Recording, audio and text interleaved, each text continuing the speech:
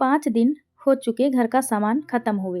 अन्नपूर्णा कब से राजेश से कह रही थी कि मुझे पैसे दे दो ताकि मैं घर का सामान ले आऊं या फिर आप ले आइए, पर वो है कि आज और कल पर ही बात को टाले जा रहे थे। राजेश कभी भी अन्नपूर्णा के हाथ में पैसे नहीं देता था। वो या तो खुद सामान लेकर आता था या फिर ऑनलाइन सामान मंगवाता था। सामान भी सिर्फ इतना ही लाता था कि जो 1 महीने से ज़्यादा चले ही ना। यहाँ तक कि अन्नपूर्णा को ऑनलाइन शॉपिंग करने की भी इजाज़त नहीं थी। कारण सासू माँ को हमेशा यही लगता था कि बहू शॉपिंग के नाम पर बेवजह खर्चा कर देगी, तो इस फिजूल खर्ची को रोकने के लिए अपनी बहू को ही कंट्रोल में कर लो तो ज़्यादा बेहतर है। वह घर में रहती हैं, उसे भला पैसों की क्या ज़रूरत होगी। बस यही सोचकर वो अन्नपूर्णा के साथ इस तरह व्यवहार करती थी। यहाँ तक कि राजेश को भी यह कह रखा था कि खर्चे दो तो मेरे हाथ में, अन्नपूर्णा को देने की ज़रूरत नहीं। बहू को ज़रूरत होगी तो मुझसे ले लेगी, पर कभी समय ना मिलने के कारण या और किसी कारण से घर के सामान लाने में देर हो ही जाती थी। सासू माँ कभी भी सामान लेने खुद बाहर नहीं जाती। हमेशा यही कहती कि हमारे समय में हमने यह सब कर लिया, अब हमारे आराम के दिन है। अक्सर मेहमानों और रिश्तेदारों के सामने शर्मिंदा अन्नपूर्णा को होना पड़ता। राजेश खुद तो ऑफिस में होता था और सासू माँ हर चीज़ से अपना पल्ला झाड़ लेती थी, पर इस चीज़ का सामना अन्नपूर्णा को ही करना पड़ता था। अभी 2 महीने पहले की ही बात है। घर पर अचानक से मेहमान आ गए। सासू माँ ने खाना बनाने को कह दिया, बिना यह देखे कि रसोई में सामान है या नहीं। फिर भी उसने जो सामान घर में मौजूद था उसी से रसोई तैयार करके खाना परोस दिया, जिसे देखकर सासू माँ का पारा चढ़ गया। मेहमानों के सामने ही बोली, बहू कुछ ढंग का तो बनाती, ये क्या रोटी सब्जी बना कर रख दी, ये तो अपने घर में ही हर कोई खा लेता है।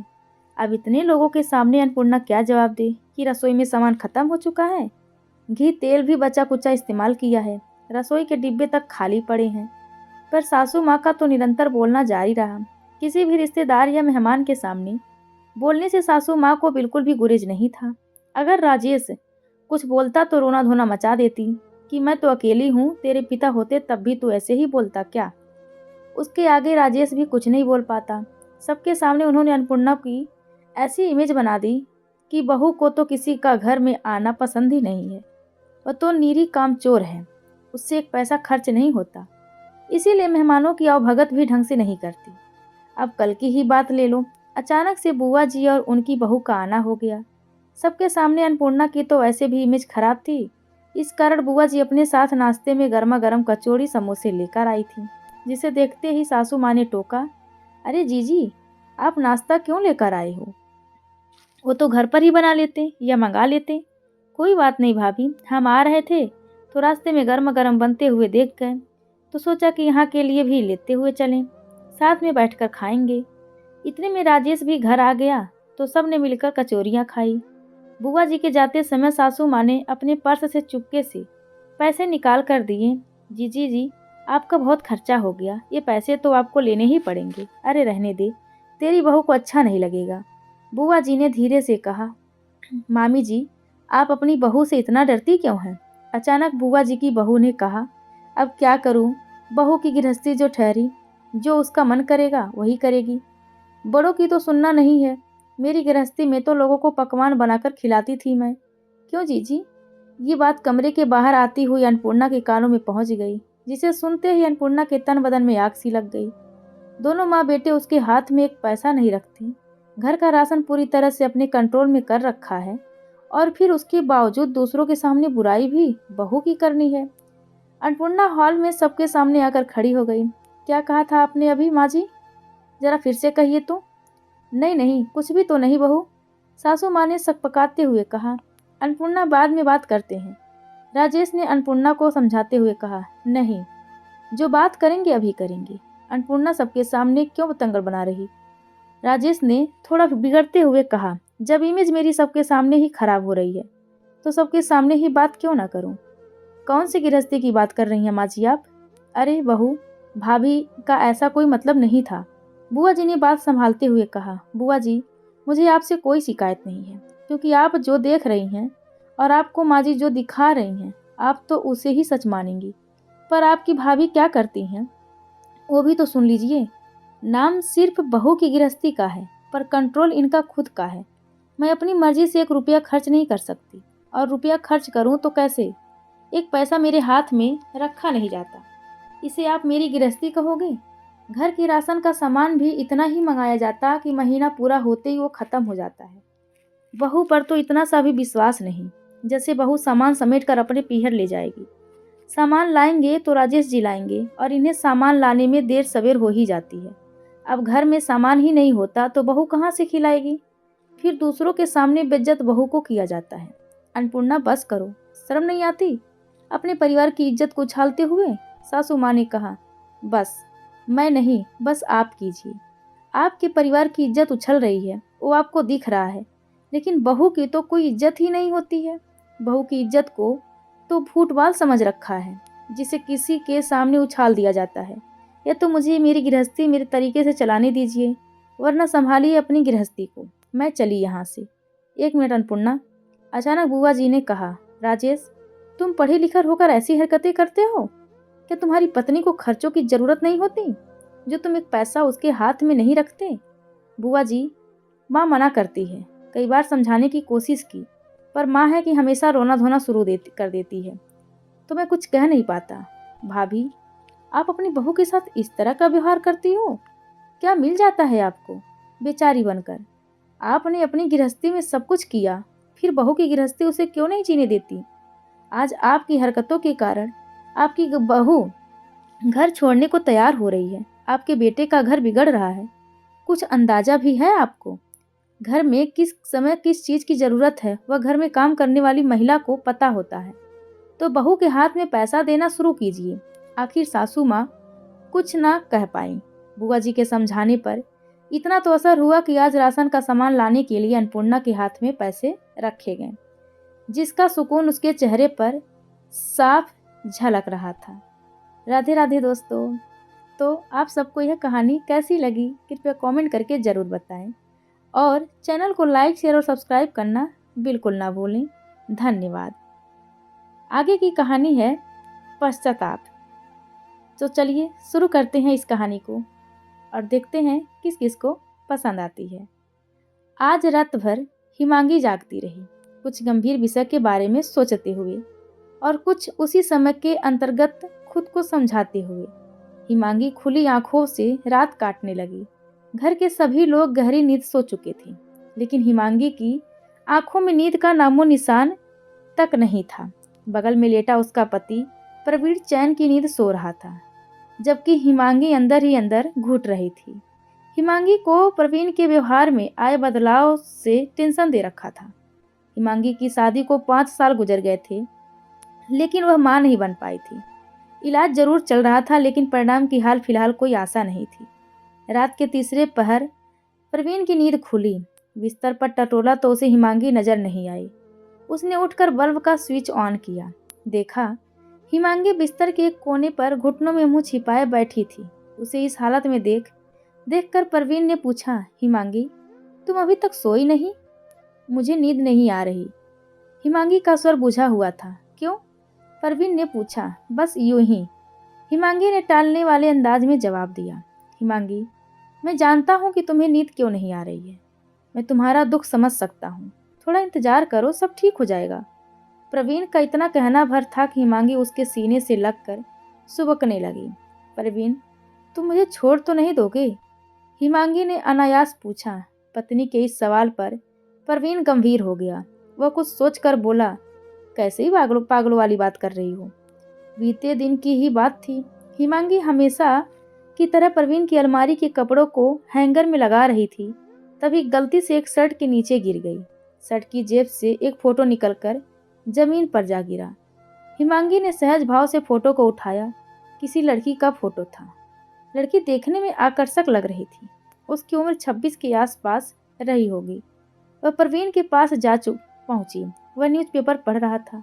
जैसे हिमांगी ने फोटो दिखाई, वह न्यूज़पेपर छोड़कर उसके हाथ से फोटो लेते हुए बोला, यह फोटो तुम्हें कहाँ से मिली? तुम औरतों की यही खामी है, टटोलना नहीं छोड़ सकती। कहते हुए प्रवीण ने फोटो अपनी जेब में रख ली। तुम्हारे कपड़े ठीक कर रही थी। मुझे क्या पता था कि तुम जेब में इतने महत्वपूर्ण दस्तावेज रखते हो। हिमांगी ने चुहलबाजी की। प्रवीण मुस्कुराकर बोला, मेरे ही विभाग की है। तो जेब में क्या कर रही थी? फिर वही सवाल, एक फॉर्म पर लगानी थी। गलती से मेरे साथ चली आई। वह बोला। हिमांगी कुछ महीनों से महसूस कर रही थी कि भले ही प्रवीण उसके साथ रहता है, लेकिन अब पहले जैसी बात नहीं थी। पति पत्नी का संबंध महज औपचारिकता बनकर रह गया था। एक दिन उससे उससे ना रह गया तो पूछ बैठी, प्रवीण तुम बदल गए हो, ये तुम कैसी कह सकती हो? वह सकपकाते हुए बोला, तुम्हारे व्यवहार से महसूस कर रही हूँ। हिमांगी ने कहा, ऐसी बात नहीं है। ऑफिस में काम का बोझ बढ़ गया है। उसने सफाई दी तो हिमांगी ने मामले को ज्यादा तूल नहीं दिया। दिन के 10 बज रहे थे। प्रवीण का ऑफिस से फोन आया। हिमांगी, आज मेरा मोबाइल चार्जिंग पर ही लगा रह गया है, क्या तुम उसे मुझ तक पहुंचा सकती हो? जरूर, तुम ऑफिस से बाहर आकर ले लेना, कहकर हिमांगी ने जैसे ही फोन चार्जर से निकाला, एक लड़की का फोन आ गया। प्रवीण सर, आज मैं ऑफिस नहीं आ सकूंगी। हिमांगी ने कोई जवाब नहीं दिया तो वह बोली, आप कुछ बोल नहीं रहे? क्या नाराज हो मुझसे? माफी मांगती हूँ, कल मेरा मूड ठीक नहीं था। घर पर कुछ रिश्तेदार आए थे। मम्मी ने जल्दी आने के लिए कहा, इसीलिए आपके साथ कॉफी पीने नहीं जा सकी। हिमांगी को समझते देर नहीं लगी कि प्रवीण शाम को देर से क्यों आता है। सोचकर हिमांगी का दिल बैठने लगा। वह खुद पर नियंत्रण करते हुए बोली, मैं उनकी बीबी बोल रही हूँ। आज वह अपना मोबाइल घर पर ही छोड़ गए हैं। हिमांगी का इतना कहना भर था कि उसने फोन काट दिया। हिमांगी का मन आशंकाओं से भर गया। उसे समझ में नहीं आ रहा था कि प्रवीण से कैसे पेश जाए। वह सोचने लगी कि इस लड़की से प्रवीण का क्या संबंध है। ऐसे ही विचारों में डूबी हिमांगी पति को मोबाइल देने के लिए निकल गई। प्रवीण के ऑफिस पहुंचकर उसने फोन कर दिया। प्रवीण ऑफिस के बाहर आ गया। फोन देते समय हिमांगी ने उस लड़की का जिक्र किया तो वह बोला, मैं बात कर लूँगा। शाम को प्रवीण घर आया तो आते ही हिमांगी से बोला, मैं 2 दिनों के लिए ऑफिस के काम से लखनऊ जा रहा हूँ, मेरा सामान पैक कर देना। अकेले जा रहे हो? हिमांगी के इस सवाल पर वह असहज हो गया। क्या पूरा ऑफिस जाएगा? मेरे कहने का मतलब यह नहीं था, हिमांगी ने कहा तो अचानक प्रवीण को न जाने क्या सूझा कि एकाएक सामान हो गया। वह हिमांगी को बाहों में भरते हुए बोला, मुझे क्षमा कर दो।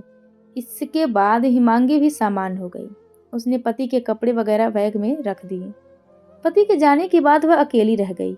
घर में बूढ़ी सास के अलावा कोई नहीं था। किसी से ज्यादा नहीं बोलती थी, इसीलिए वह चाह कर भी अपने मन की बात किसी से शेयर नहीं कर पाती थी। रात को आंगन में चांदनी बिखरी थी जो हिमांगी को शीतलता देने की जगह सूल की तरह चुभ रही थी। मन में असंख्य सवाल उठ रहे थे। कभी लगता यह सब झूठ है तो कभी लगता उसका वैवाहिक जीवन खतरे में है। तभी अचानक सास की नज़र हिमांगी पर पड़ी। यहाँ क्यों बैठी हो? नींद नहीं आ रही है, कहकर हिमांगी उठने लगी। प्रवीण चला गया इसीलिए? इस सवाल का हिमांगी ने कोई जवाब नहीं दिया। प्रवीण को लेकर उसके मन में जो चल रहा था वह उसकी निजी सोच थी। उसे सास से साझा करने का कोई औचित्य नहीं था। अनायास उसका मन अतीत की ओर चला गया। हिमांगी अपने माँ बाप की इकलौती संतान थी। आर्थिक रूप से कमजोर होने के बावजूद उसके पिता ने सिर्फ प्रवीण की अच्छी नौकरी देखी और कर दी शादी। काफी दहेज दिया था उन्होंने उसकी शादी में।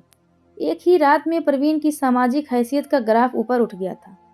तब उसे क्या पता था कि ऐसा भी वक्त आएगा जब रुपया पैसा सब प्रधान हो जाएगा। हर महीने सैकड़ों रुपए खर्च करने के बावजूद उसके माँ बनने की संभावना कम नजर आती थी। कभी कभी प्रवीण खींच जाता तो हिमांगी अपनी मम्मी से दवा पर होने वाले खर्चे की बात करती। संपन्न माँ बाप उसके खाते में तत्काल हजारों रुपए डाल देते थे। इधर कुछ महीनों से प्रवीण उखड़ा उखड़ा सा रहने लगा था। दोनों में बात कम ही हो पाती थी। उसे भावनात्मक सहारे की जरूरत थी। सोचते सोचते उसका मन भर आया।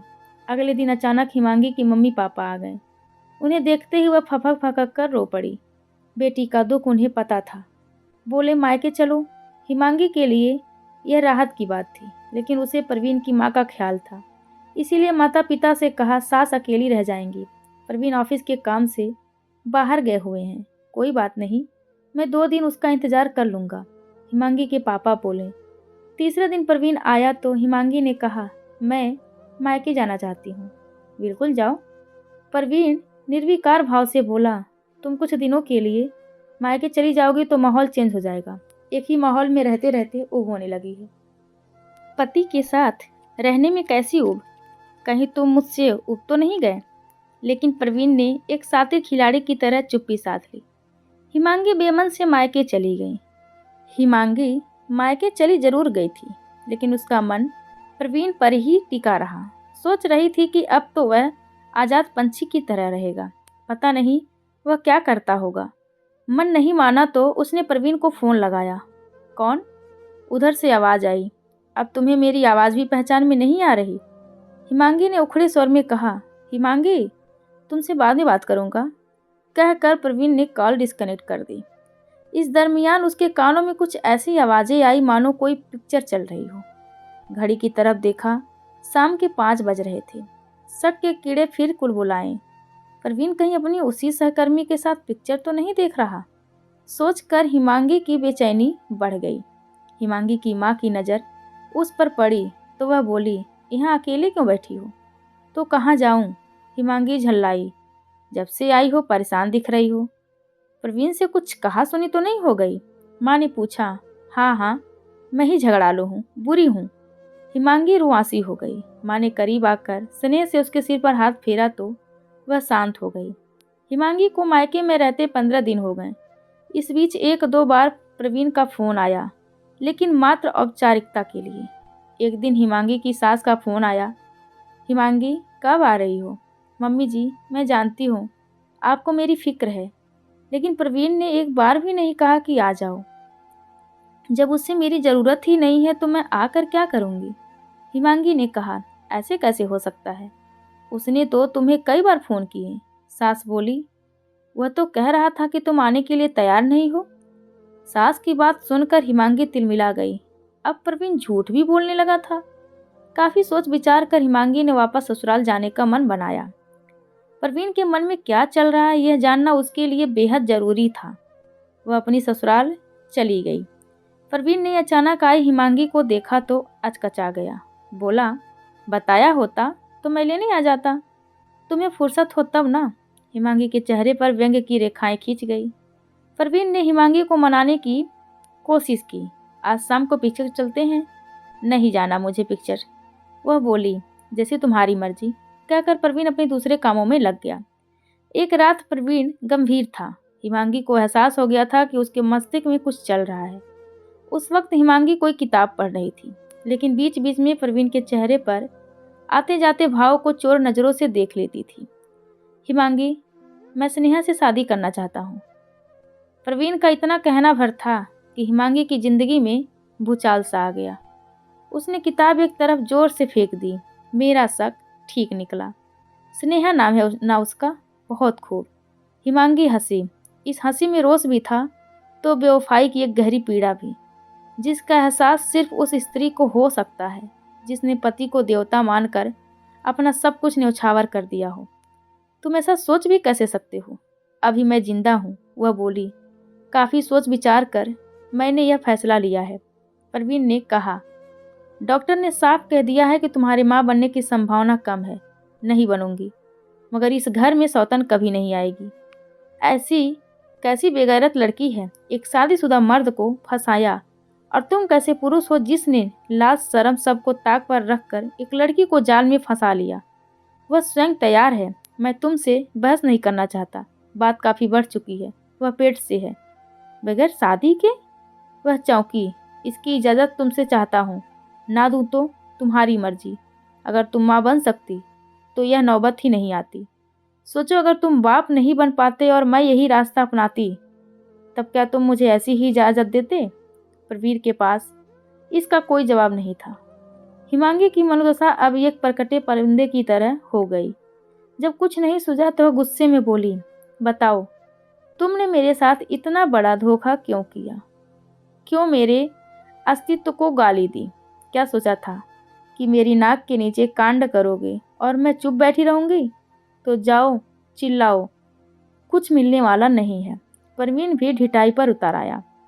अगर ना चिल्लाऊं तो बड़ी माँ का दर्जा मिलेगा, प्रवीण ने कहा। तुम्हारी उस रखेल के बच्चे से बड़ी माँ का दर्जा? घिन आती है मुझे उसके नाम से। परवीन ने गुस्से में हिमांगी को मारने के लिए हाथ उठाया। खबरदार जो मुझे हाथ भी लगाया। हिमांगी के तेवर देखकर परवीन ने हाथ पीछे खींच लिया। उस रात जो कुछ हुआ उससे हिमांगी का मन व्यथित था। सुबह उसका किसी काम में मन नहीं लगा। वह बीमारी का बहाना बनाकर लेटी रही। परवीन ऑफिस चला गया तब उठी। सास ने हिमांगी का हाल पूछा। डाइनिंग कुर्सी पर बैठी हिमांगी बोली, माँ जी, परवीन दूसरी शादी करना चाहता है। क्या आप इसके लिए तैयार हैं? कुछ पल सोचकर वह बोली, यह परवीन का निजी मामला है, इसमें मैं कुछ नहीं कर सकती। इसका मतलब परवीन के इस फैसले पर आपको कोई आपत्ति नहीं है? हिमांगी ने पूछा। देखो हिमांगी, हर आदमी बाप बनना चाहता है। उसने भरसक प्रयास किया। जब डॉक्टरों ने तुम्हारे बारे में साफ साफ कह दिया तो वह जो कर रहा है उसमें मैं कुछ भी नहीं कर सकती। ऐसे कैसे हो सकता है कि एक छत के नीचे मेरी सौतन रहे? यह तुम्हें सोचना होगा। रही मान सम्मान की बात, तो मैं जब तक रहूंगी तुम्हें कोई तकलीफ नहीं होगी, ना रही तब। हिमांगी ने कहा तो सास ने कोई जवाब नहीं दिया। प्रवीण ऑफिस से देर से आया। आने के बाद कपड़े उतारकर बिना खाए पिए बिस्तर पर पड़ गया। हिमांगी सोच रही थी कि किस हक से प्रवीण से मनुहार करे, पर मन नहीं माना। खाना लगा दूं? मैं खाकर आया हूँ। सुनते ही हिमांगी का पारा चढ़ गया, क्योंकि वह जानती थी कि खाना किसके साथ खाया होगा। गुस्से में हिमांगी भी बिना खाए पिए अलग बिस्तर लगाकर सोने चली गई। नींद आने का सवाल ही नहीं था। बार बार मन एक ही बात पर आ टिकता। प्रवीण के बारे में उसने जैसा सोचा था वह उससे अलग निकला। उसे सपने में भी नहीं सोचा था कि वह ऐसा कदम भी उठा सकता है। क्या सोचा है तुमने? प्रवीण का स्वर अपेक्षाकृत धीमा था। जब तुमने फैसला ले ही लिया है तो मैं कुछ नहीं कह सकती, पर इतना जरूर बता दो कि मेरी इस घर में क्या स्थिति होगी।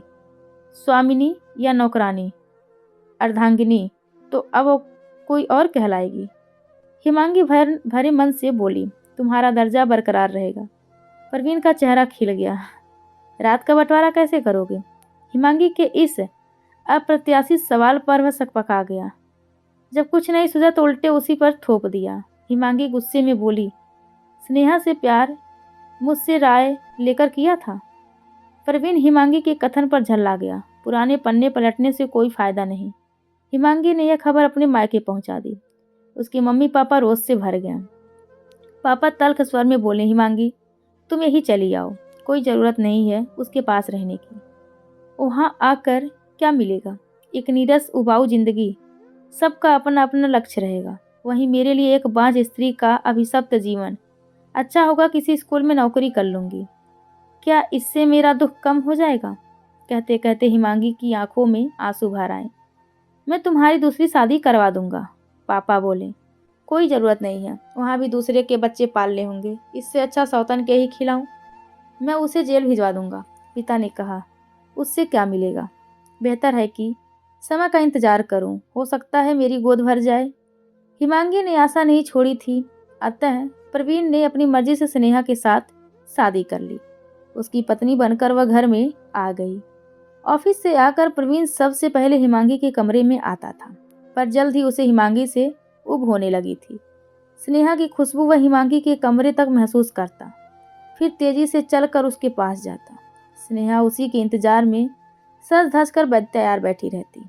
गोरी चिट्टी स्नेहा जब होठों पर लिपस्टिक लगाती तो उसके होठ गुलाब की पंखुड़ियों जैसे लगते थे। एक हफ्ते बाद पहली बार प्रवीण रात बिताने हिमांगी के पास आया। हिमांगी को कहीं न कहीं विश्वास था कि वह माँ अवश्य बनेगी। बेमन से उसके पास 2 घंटे बिताकर वह स्नेहा के पास चला गया। हिमांगी अपने अरमानों का कत्ल होते देखती रही। प्रवीण उसकी भावनाओं को रौंद रहा था। सोचते सोचते उसकी आंखें भीग गई। एक दिन वह भी आया जब स्नेहा के बच्चा होने वाला था। प्रवीण काफ़ी परेशान था। हिमांगी से बोला, हो सके तो हॉस्पिटल में तुम रह जाओ, पता नहीं किस चीज़ की ज़रूरत हो। यह सुनकर हिमांगी का दिल भर आया। वह सोचने लगी कि आज प्रवीण स्नेहा के लिए कितना परेशान है। अगर वह सक्षम होती तो उसकी परेशानी पर उसका हक होता। हिमांगी की आंखों में आंसू छलक आए। प्रवीण की नज़र उस पर पड़ी। रोने धोने से क्या मिलने वाला है? खुशियाँ मनाओ कि इस घर में एक चिराग जलने वाला है, जिसकी रोशनी में हम सब नहाएंगे, सिर्फ तुम दोनों। वह बोली, वह तुम्हें बड़ी माँ कहेगा। परवीन ने खुश होकर कहा, नहीं बनना है मुझे किसी की बड़ी माँ। हिमांगी गुस्से में बोली। परवीन जाने लगा तो कुछ सोचकर हिमांगी ने कहा, किस नर्सिंग होम में जाना है? परवीन ने नर्सिंग होम का नाम बता दिया तो वह वहां चली गई। स्नेहा ने एक स्वस्थ बच्चे को जन्म दिया। सबके चेहरे खिल उठे।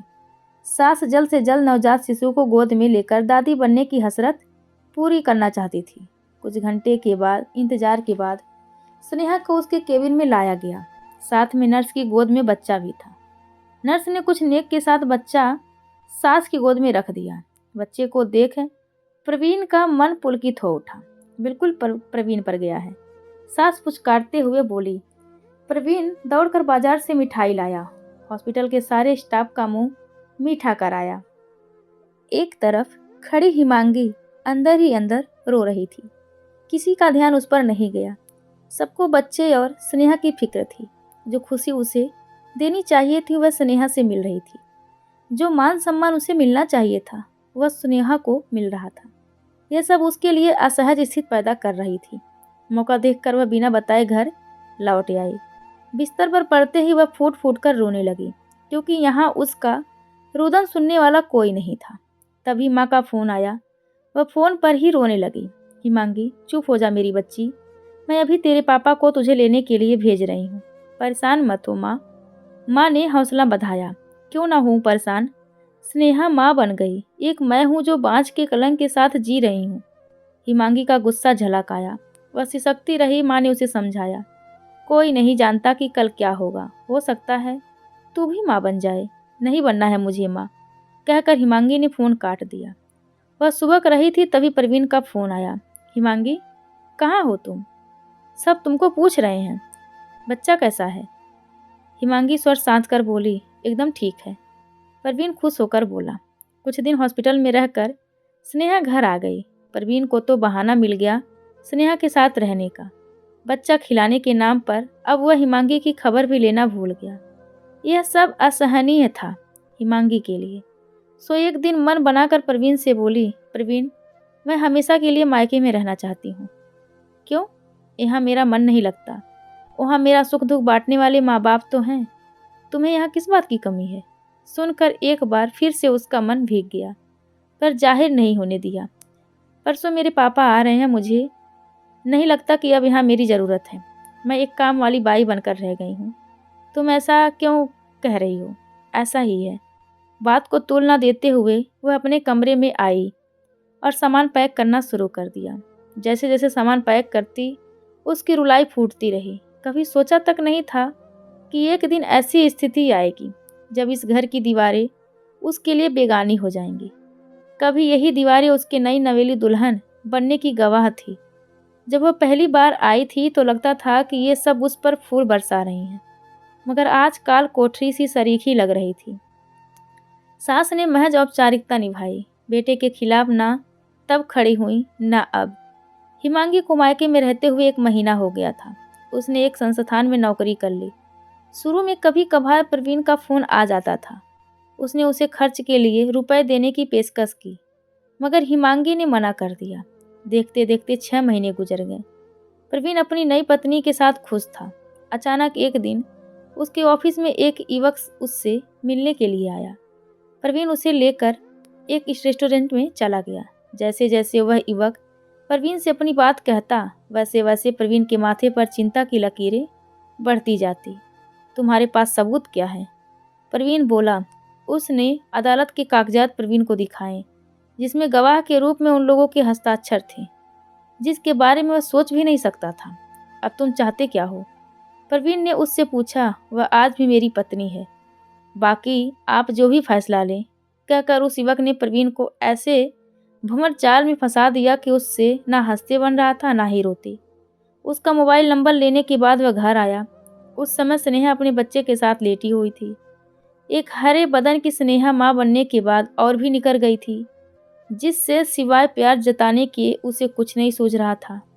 मगर हकीकत तो आखिर हकीकत होती है। वह बिना कपड़े उतारे चिंताग्रस्त होकर सोफे पर बैठ गया। ऐसे क्यों बैठा है? स्नेहा क्या कर रही है? प्रवीण की माँ ने पूछा। सास की आवाज़ पर स्नेहा की तंद्रा टूटी। आप कब आए? वह अचकचा उठी। ये क्या हालत बना रखी है? ऑफिस में ज़्यादा काम था क्या? देर क्यों हो गई? स्नेहा के सवालों से वह खिसिया गया। क्या आते ही सवालों की झड़ी लगा दी? खुद तो दिन भर बच्चे का बहाना बनाकर लेटी रहती हो।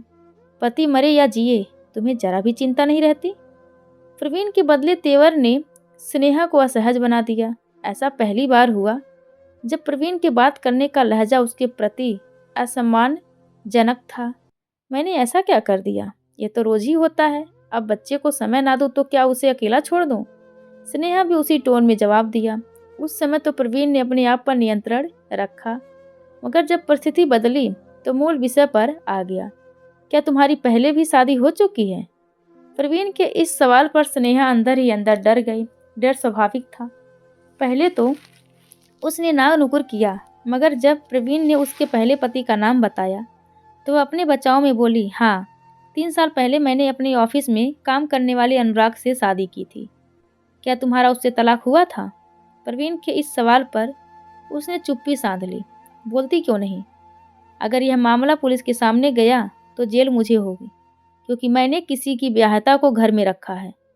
प्रवीण ने अपनी कमजोरी स्वतः जाहिर कर दी। नहीं लिया था, स्नेहा बोली। वजह? प्रवीण ने पूछा। शादी के बाद पता चला कि उसका चाल चलन अच्छा नहीं है।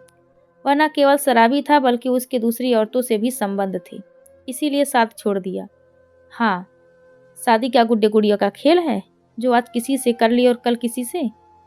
यह सवाल आप मुझसे पूछ रहे हैं?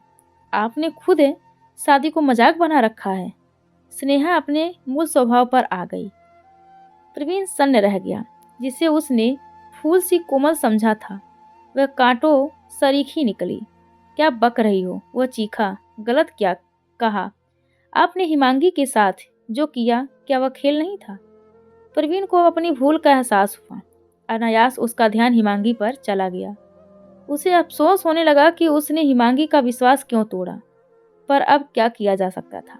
प्रवीण, मैं जानती हूँ कि मुझसे गलती हुई। मुझे उसे तलाक दे देना चाहिए था। तुमने इस सच को मुझसे क्यों छिपाया? प्रवीण ने पूछा। मेरी आर्थिक स्थिति अच्छी नहीं थी।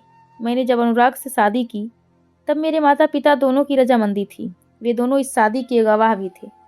मगर बाद में हालात कुछ ऐसे बने कि मैंने अनुराग का घर हमेशा के लिए छोड़ दिया। 3 साल तक उसने मेरी कोई खबर नहीं ली, ना ही मैंने उसके बारे में जानने का प्रयास किया, यह सोचकर कि मामला खत्म हो चुका है। नौकरी के दौरान वह शहर में अकेला रहता था। बाद में पता चला कि उसने नौकरी छोड़ दी। मैंने सोचा या तो वह कहीं और नौकरी कर रहा होगा या अपने शहर उन्नाव चला गया होगा। तुम्हें पूरा विश्वास है कि वह उन्नाव का ही रहने वाला था?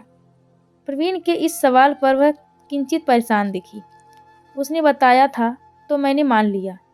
स्नेहा से बात करने पर प्रवीण को लगा कि या तो स्नेहा पूरी तरह बेकसूर है या फिर वह खुद साजिश का शिकार हो चुका है। क्या तुम उसके साथ जाना पसंद करोगी? प्रवीण के इस सवाल पर वह विचलित हो गई। आप कैसे सोच सकते हैं कि मैं उसके साथ रहना पसंद करूंगी? मैं आपके बच्चे की माँ बन चुकी हूँ। कानूनन हमारा विवाह अवैध है। तुम भले ही ना फंसो, लेकिन तुम्हारे उस पति की शिकायत पर मुझे जेल हो सकती है। इस पर स्नेहा ने कोई प्रतिक्रिया नहीं जताई। अगले दिन उस युवक का फोन आया तो प्रवीण ने बाद में बात करने को कहा। इस बीच उसने वकील के माध्यम से इस विवाह की हकीकत को जानने का प्रयास किया। वकील ने बताया कि उन दोनों ने अदालत में शादी की है। यह जानकर प्रवीण और भी परेशान हो उठा। अगले दिन उस युवक का दोबारा फोन आया। आपने क्या सोचा है? तुम अब तक कहाँ थे? प्रवीण गुस्से में बोला, जहाँ भी था। इसका मतलब यह तो नहीं है कि आप मेरी बीवी को अपनी बना लें। वह बोला, तुम चाहते क्या हो? प्रवीण मूल मुद्दे पर आया। स्नेहा मुझे चाहिए। कुछ सोचकर प्रवीण बोला, वह तुम्हारे साथ जाना नहीं चाहती। यह सुनकर वह हंसने लगा। इसका मतलब यह तो नहीं कि आप उसे अपने घर में रख लें। उसका कहना ठीक था। मैं चाहता हूँ कि एक बार तुम मुझसे मिल लो। अगर वह तुम्हारे साथ जाना चाहेगी तो ले जाना, वरना तलाक देकर अपना रास्ता बदल लो। प्रवीण ने कहा, ठीक है। प्रवीण ने स्नेहा को इस वार्तालाप से अवगत कराया। मैं उसका चेहरा तक देखना पसंद नहीं करूंगी। आपने कैसे सोच लिया कि मैं उसके साथ जाऊंगी? स्नेहा की त्योरियां चढ़ गईं। बिना तलाक दिए मैं भी तुम्हें अपने पास रखना नहीं चाहूँगा। परवीन ने साफ कह दिया, आप होश में तो हो? आपकी हिम्मत कैसे हुई ऐसा सोचने की? इस बार स्नेहा के तेवर बिल्कुल अलग थे। कल तक जिसे वह छुई मुई समझता था, वह नागिन सी फुफकारने लगी थी। ऐसा रहा तो मुझे जहर खाकर मरना पड़ेगा इस भंवर जाल से निकलने के लिए। बस एक ही रास्ता बचा है मेरे लिए। परवीन रुआसा हो गया। वह तुम्हें तलाक देगा, क्या इसके लिए तैयार हो? उसके चेहरे पर खुशी के भाव तैर गए। बिल्कुल। स्नेहा के कथन से उसे तसल्ली हुई। परवीन ने उस युवक को एक गोपनीय जगह बुलाया। वह तुम्हारे साथ जाने के लिए तैयार है, कहकर परवीन ने अनुराग के साथ चाल चली। क्या? वह आसर से बोला, मैं उसके साथ बिल्कुल नहीं रहूंगा। क्यों? इससे पहले भी उसने एक लड़के से शादी करके मुझे धोखा दिया था। वह शादी महज 6 महीने चली थी। तुम्हें कैसे पता चला? परवीन ने पूछा। ऐसी बातें छिपाए नहीं छिपती, तभी तो मैंने उसका साथ छोड़ा। ये सब जानने के बावजूद भी तुम उसे अपनी पत्नी बता रहे हो? बताना ही पड़ेगा। उसने काफ़ी पैसे ऐंठे हैं मुझसे, लगभग 5 लाख रुपए। अब अगर सूद समेत मुझे नहीं मिलेगा तो जाहिर सी बात है मैं आप दोनों को नहीं छोड़ूंगा। कितने चाहिए? 10 लाख। उस युवक ने कहा, मैं इतना नहीं दे सकता। 6 पर तैयार हो जाओ तो मैं तुम्हें दे सकता हूँ। वह तैयार हो गया। इस तरह स्नेहा उस युवक से आज़ाद हो गई। अब यह प्रवीण को तय करना था कि स्नेहा को किस रूप मिले। क्या ऐसी औरत विश्वास लायक है? वह खुद भी तो बेवफाई के कटघरे में खड़ा था। अनायास उसका ध्यान हिमांगी पर चला गया और वह पश्चाताप के गहरे सागर में डूब गया। अब न वो घर का रहा और न घाट का। तो दोस्तों, आज की यह कहानी आप सभी को कैसी लगी, कृपया कमेंट करके ज़रूर बताएं और चैनल को लाइक शेयर और सब्सक्राइब करना बिल्कुल ना भूलें। धन्यवाद आप सबका। उम्मीद करती हूँ कि आप लोगों को ये दोनों कहानी पसंद आई होगी।